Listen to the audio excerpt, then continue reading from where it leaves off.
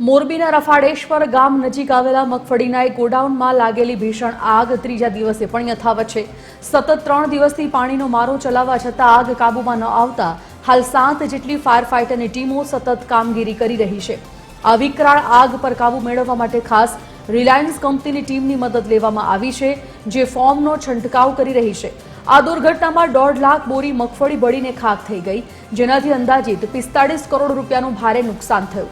આજે એફએસએલની ટીમ સ્થળની મુલાકાત લેશે અને પોલીસ દ્વારા પંચરોજ કામ હાથ ધરશે।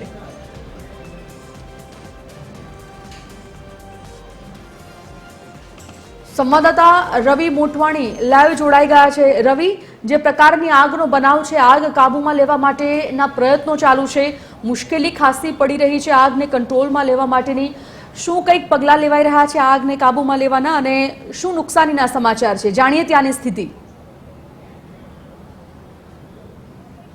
जी संजीवनी जरूर थी जणावी दऊं, मोरबीना रफाडेश्वर खाते जे मगफळीनुं गोडाउन हतुं त्यां आग लागवानी वात छे। शनिवारे बपोરના समये आग लागी हती। खास करीने वात करवामां आवे छेल्ला 8 दिवसथी आ गोडाउन पण बंद हतुं, त्यां कोई अवर खाली एक वखत चेक करवा પડતા હતા, પરંતુ કયા કારણસર આગ લાગી તે હજી સુધી જાણવા મળ્યું નથી।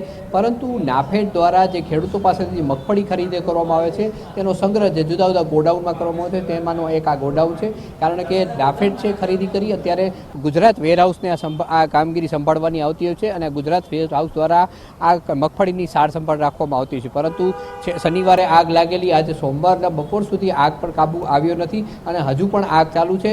ખાસ કરીને વાત કરવામાં આવે આગ એટલી વિકરાળ હતી કે 10 ફાયર ફાઇટરો ત્યાં કામ કરી રહ્યા હતા અને પરંતુ ખાસ કરીને ખાસ ટેકનોલોજીની વાત કરવામાં આવે તો રિલાયન્સ કંપનીના જે એક ફાયર ફાઇટરને મગાવવામાં આવ્યું છે તે વધુ પ્રમાણમાં ફોમનો છંટકાવ કરતો હોય છે, જેથી આગ પર જલ્દી કાબુ મેળવી શકાય। પરંતુ હજી એવું લાગતું નથી કે કાબુ મેળવી શકાય।